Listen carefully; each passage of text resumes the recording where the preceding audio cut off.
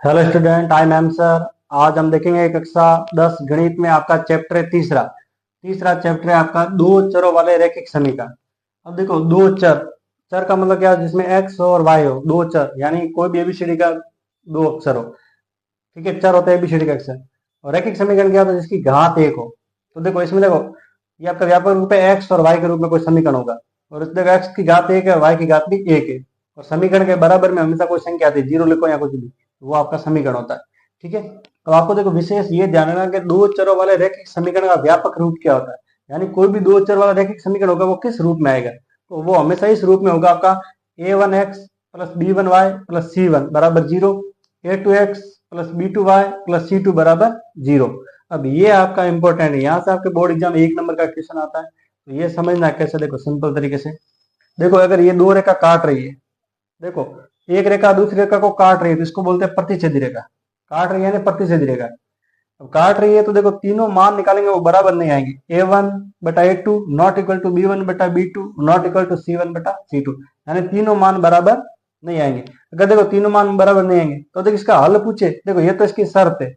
इसमें देखो रेखा तो आपकी है प्रतिच्छेदी रेखा, ये इसकी शर्त है। अब इसमें क्या हल कौन सा आएगा? हल आएगा अद्वितीय हल। अद्वितीय हल का मतलब होता है एक हल होता है, अद्वितीय। अब देखो ये कितने बिंदु पे काट रही है? तो एक बिंदु पे काट रही है ना। ये दो रेखा सिर्फ एक बिंदु पे काट रही है, यानी एक हल होगा। और निकाय पूछे तो क्या आएगा? संगत निकाय आएगा। यानी इसका हल निकल रहा है, हल निकल रहा है तो आपका संगत निकाय। इसी साइड देखो दूसरी रेखा, देखो रेखा के ऊपर दूसरी रेखा गुजर रही, तो उसको बोलते हैं संपत्ति रेखा। यानी एक रेखा के ऊपर दूसरी रेखा गुजर रही, तो जब एक रेखा के ऊपर दूसरी रेखा गुजरेगी तो अनंत बिंदु पे काटेगी। कितने बिंदु पे काटेगी? आपके अनंत बिंदु पे। और अनंत बिंदु पे काटेगी तो वो होती है संपत्ति रेखा। तो इसका देखिए शर्त क्या आएगी? तीनों मान बराबर आएंगे। a1 a2 बराबर b1 b2 बराबर c1 c2, यानी तीनों मान आपके बराबर आएंगे। अब देखो हल कौन सा होगा? तो अनंत हल, यानी अनेक, अनंत का मतलब काट रही है, अनेक बिंदु पे काट रही है तो अनंत हल आएंगे, यानी बहुत सारे बिंदु पे काटेगी तो अनंत हल। अगर हल आया है तो संगत निकाय, हल आया तो संगत निकाय। और तीसरा देखो ये दो रेखा गुजर रही है, इसको बोलते हैं समांतर रेखा। एक रेखा के समांतर दूसरी रेखा गुजर रही है, तो ये आपकी समांतर रेखा। इसमें क्या होता है? a1 a2 बराबर b1 b2, लेकिन बराबर नहीं होगा c1 c2। इसमें एक मान बराबर होगा, एक मान बराबर नहीं होगा। तो देखो अब संपत्ति रेखा है तो कहीं काट ही नहीं रहा है, दो रेखा एक दूसरे को कभी नहीं काटेगी। संपत्ति रेखा दो रेखा एक दूसरे को कभी नहीं काटेगी। अगर काटेगी नहीं तो हल भी नहीं आएगा, तो इसका कोई हल नहीं, इसका कोई हल नहीं निकलेगा। तो ये असंगत निकाय। अब इसका हल ही नहीं निकला तो क्या हो गया का? असंगत निकाय। यहाँ देखो, यहाँ बिंदु पे काटी तो एक हल आया, एक बिंदु पे काटी तो एक हल आया, तो संगत निकाय। यहाँ अनेक बिंदु पे काटी तो अनंत हल आया, तो संगत निकाय। यहाँ देखो रेखा काटी नहीं तो कोई हल ही नहीं आया। अगर कोई हल ही नहीं आया तो निकाय कौन सा हो गया आपका? असंगत। और ऐसे याद से रख सकते हैं, यहाँ तीनों मान बराबर, यहाँ तीनों मान बराबर नहीं, और यहाँ एक बराबर नहीं। ठीक है, तो ये आपका चार्ट ध्यान से देखना। ये यहाँ से एक नंबर का आपका क्वेश्चन जैसे पूछ लेगा कि ये दिया हुआ है, मान लो कि आपकी ये शर्त दी हुई है, और इसमें पूछ लेगा कौन सी रेखा है, तो आपके समांतर रेखा। कहीं पूछ लेगा अनंत हल का शर्त बताइए, तो अनंत हल की शर्त पूछे तो a1 a2 b1 b2 c1 c2। और अनंत हल में रेखा पूछे तो आपके संपत्ति रेखा। ठीक है, ऐसे प्रतिच्छेदी रेखा में हल पूछे तो अद्वितीय हल। ऐसे इसका आंसर दे सकते हैं आप। स्टूडेंट आगे देखिए, आपके प्रश्नावली 3.1 से संबंधित क्वेश्चन है। उसका पहला क्वेश्चन है आपका, निम्न समस्याओं में रैखिक समीकरण के युग्म बनाइए। तो देखो आपके किताब में एक युग्म बना के आलेख यानी ग्राफिक विधि से हल करना, लेकिन आपके परीक्षा में ऐसा सवाल नहीं आता। मैं परीक्षा के हिसाब से आपको बता रहा हूँ कि परीक्षा में ऐसा नहीं आएगा कि फिर उसका, परीक्षा में आपका आएगा दो समीकरण दिए होंगे उसका ग्राफ बनाना। तो ये आपका बोर्ड एग्जाम आया हुआ सवाल इस टाइप का, एक नंबर का सवाल आता है सिर्फ युग्म बनाइए, तो उस हिसाब से बता रहा हूँ मैं आपको। तो देखो इसका पहले का पहला है, कक्षा 10 के 10 विद्यार्थी ने एक गणित की पहली प्रतियोगिता में भाग लिया। यानी कक्षा 10 के 10 विद्यार्थी एक पहली प्रतियोगिता में भाग लिया। यदि लड़कियों की संख्या लड़कों की संख्या से 4 अधिक हो, तो देखो आपको इसमें दो समीकरण बनाने, एक शर्त दी हुई है और ये, तो इसमें देखो मानेंगे। तो देखो आपका हल में माना, माना लड़कियों की संख्या, लड़कियों की संख्या। तो देखो लड़कियों की संख्या को x मान लेते हैं और लड़कों की संख्या को मान लेते हैं y। लड़कों की संख्या y, देखो लड़कियों की संख्या को हमने x माना और लड़कों की संख्या को y। अब देखो शर्त आपके दो शर्त दी हुई थी। कक्षा 10 के 10 विद्यार्थी, कितने विद्यार्थी आपके? 10। तो देखो, अब देखो लड़के और लड़के मिलके आपके 10 है टोटल, यानी आपका x और y, यानी आपका x प्लस वाई कितना आपका 10, एक समीकरण तो ये बन गया। यानी कक्षा 10 में 10 विद्यार्थी यानी लड़कियां और लड़के दोनों मिला के 10 है, यानी लड़कियां आपकी x है, लड़के y, यानी x प्लस वाई बराबर 10, एक समीकरण तो ये बन गया। अब दूसरी शर्त देखना ध्यान से, ये देखो दूसरी शर्त दी हुई है, यदि लड़कियों की संख्या लड़कों की संख्या से 4 अधिक है, यानी लड़कियों की संख्या क्या है आपके x बराबर किससे अधिक है, लड़कों की संख्या से 4 अधिक है, यानी लड़कों की संख्या क्या है y से 4 अधिक है, यानी 4 जोड़ना है। लड़कियों की संख्या x लड़कों की संख्या से 4 अधिक है, लड़कों की संख्या यानी y से कितना अधिक है 4, तो 4 y में जोड़ना है। ठीक है, अब देखिए ये आपका x है, इस साइड भेज दो आपको, ये x प्लस का इस साइड आया तो माइनस का बराबर 4, ये समीकरण आपके 2, इसमें सिर्फ 2 समीकरण बनाना है आपके, युग्म बनाना है आपके रैखिक, यानी युग्म रैखिक समीकरण का युग्म। ठीक है, इसी प्रकार इस साइड देखिए आपके 5 पेंसिल तथा 7 कलमों का मूल्य है 50 रुपए, जबकि 7 पेंसिल तथा 5 कलमों का मूल्य आपका 46 रुपए। तो देखो माना पेंसिल का मूल्य, ठीक है, पेंसिल देखो माना पेंसिल को क्या मान लो x, और अब कलमों को क्या मान लो y, ये मान लिया। देखो पेंसिल को हमने x माना और कलमों को हमने y माना। देखो पहली शर्त है अगर 5 पेंसिल और 7 कलमों का मूल्य 50 रुपए, 5 पेंसिल यानी 5x प्लस 7 कलमों यानी 7y बराबर इसका मूल्य कितना होगा 50, ये समीकरण फर्स्ट। इसी प्रकार देखो 7 पेंसिल यानी 7x 5 कलमों 5y बराबर आपका 46, ये समीकरण आपका 2। तो ये 2 आपके युग्म बन गए समीकरण वाले। ठीक है, तो स्टूडेंट आगे देखिए आपका दूसरा क्वेश्चन है कि अनुपात a1 a2 b1 b2 और c1 c2 की तुलना कर। देखो आपको a1 a2 निकालना, b1 b2 निकालना, c1 c2 निकालना, उसकी तुलना कर ज्ञात कीजिए कि निम्न समीकरण युग्म द्वारा निरूपित रेखा एक बिंदु पर। अब देखो आपको बताने रेखा है, बताने की प्रतिच्छेद रेखा आएगी कि समांतर रेखा आएगी या संपत्ति रेखा, अब इसमें बताने कौन सी रेखा आएगी। तो देखो अब आपको पता है व्यापक रूप अभी पढ़ा था हमने कि 2 चरों वाले रैखिक समीकरण का व्यापक रूप क्या होता है। तो मैं यहां लिख लेता हूं 2 चरों वाले रैखिक समीकरण का व्यापक रूप। तो देखो व्यापक रूप होता है आपका a1x b1y c1 बराबर 0, a2x b2y c2 बराबर 0। अब देखो अब इसकी करनी है पहले समीकरण से तुलना और इसकी करनी है आपके दूसरे समीकरण से तुलना। ठीक है, तो देखो a1 a2 निकाल रहे हैं, a1 बटा a2। अब देखो a1 यानी पहले में देखना कि x के गुणा में, x नहीं लेना, x के गुणा वाला, x के गुणा में a1, तो यहाँ देखो x के गुणा में 5, तो a1 का मान कितना है 5, और a2 ये भी x के गुणा में 7। ठीक है, तो 5 बटा 7। फिर देखो b1 b2, देखो b1, देखो यहाँ b1 किसके गुणे में y के गुणे में, तो y के गुणे में क्या माइनस के 4। ये देखो b2 भी y के गुणे में दूसरे वाले में कितने आपके 6। अगर इसको काटेंगे तो देखो 2 का भाग जाएगा, इसमें 2 का भाग नहीं, तो माइनस के 2 बटा 3 आएगा। फिर देखो c1 c2, देखो ये माइनस का 8 दिख रहा है, c1 कौन सा अचर पद यानी इसके गुणे में कुछ नहीं, देखो लास्ट वाला c1 और ये c2 8 और माइनस के 9, माइनस से अगर माइनस काटोगे तो भी कितना आएगा 8 बटा 9। तो देखो अब तीनों मान हमने a1 a2 निकाला, b1 b2 c1 c2 निकाला हमने। तो देखो a1 a2 आपका देखना a1 a2 b1 b2 c1 c2, क्या तीनों मान बराबर है? तीनों मान बराबर नहीं है आपके, तीनों मान बराबर नहीं है। तो देखो जब तीनों मान बराबर नहीं, हमने देखो जस्ट पहले पढ़ा था कि तीनों मान बराबर नहीं हो तो प्रतिच्छेद रेखा था, तीनों मान बराबर होते तो संपत्ति रेखा होता, एक मान बराबर नहीं होता तो आपके होते हुए समांतर रेखा। तो इसमें कौन सी रेखा आएगी आपके? प्रतिच्छेदी रेखा आएगी, प्रतिच्छेदी रेखा।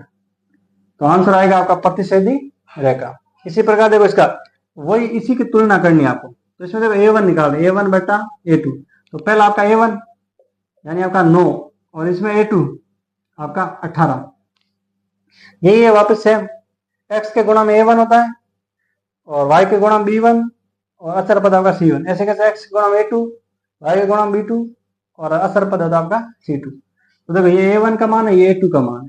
देखो 9 का भाग 9 में गया एक बार और 18 में गया 2 बार, तो 1/2। फिर देखो B1/B2, तो देखो B1 का मान कितना आपका 3 बटे में आपका 6, 3 का भाग 3 में गया एक बार और 6 में जाएगा आपका 2 बार। इसी प्रकार देखो C1 C2 12/24, ये C1 है, ये आपका C2, 12 का भाग गया एक बार और 24 में जाएगा 2 बार। तो देखो A1 A2 बराबर आपका B1 B2 और C1 C2। और देखो तीनों मान बराबर आ रहे हैं, तीनों मान क्या आ रहे हैं बराबर। अगर तीनों मान बराबर आए तो आपकी समपाती रेखा होती है, यानी अनेक हल होते हैं ना, अनेक हल, तो वो होती है समपाती रेखा, समपाती रेखा। तो इसका आंसर क्या आएगा, समपाती रेखा। इसी प्रकार इसमें देखो, इसमें A1 A2, A1 देखो क्या आपका 6/2, 6 में 2 का भाग जाएगा आपका 3 बार। इसी प्रकार देखो B1 B2, तो देखो ये माइनस का 3 और बटा माइनस का 1, 1 में 3 का भाग जाएगा 3 बार, तो माइनस से माइनस कट गए। C1 C2, ये कितना आपका 10/9, 10/9 का 10/9 ही आएगा आपका। तो यहाँ देखो आपका A1 A2 बराबर B1 B2 not equal to C1 C2। दो मान तो बराबर आ रहे हैं और एक आपका मान बराबर नहीं आ रहा।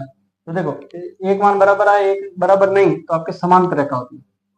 कौन सी होती है, समांतर रेखा।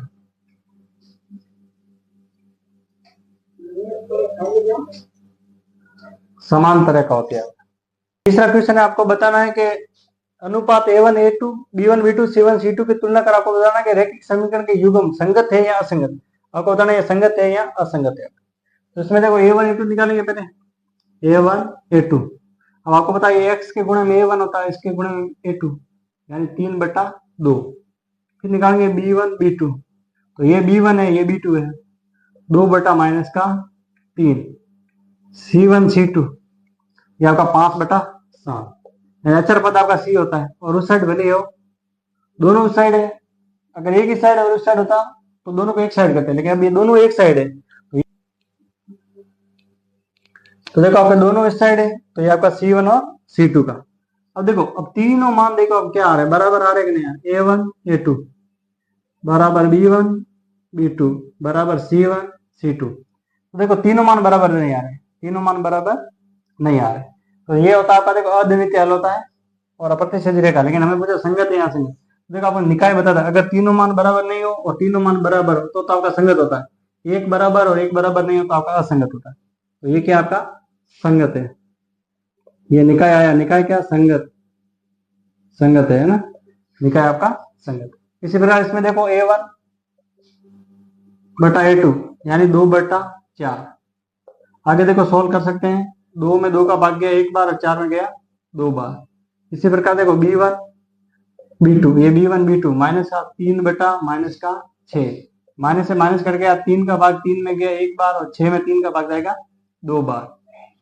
C1 C2 8/9, 8/9। तो देखो आपका A1 A2 B1 B2 C1 C2। देखो एक मान तो बराबर आ रहा है आपका, एक मान बराबर नहीं आ रहा है। ये तो बराबर आ रहा है लेकिन ये बराबर नहीं आ रहा, तो ये बराबर नहीं आ रहा तो कोई हल नहीं। तो कौन सा देखो हल ही नहीं निकला, ये आपके शर्त होते हैं कोई हल नहीं, हल ही नहीं निकला तो संगत नहीं है, असंगत है। तो क्या आपका असंगत, असंगत है।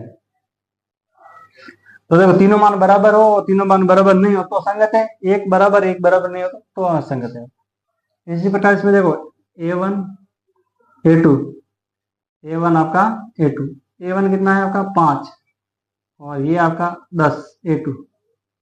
तो देखो 5 में 5 का भाग गया एक बार और 10 में 5 का भाग गया 2 बार।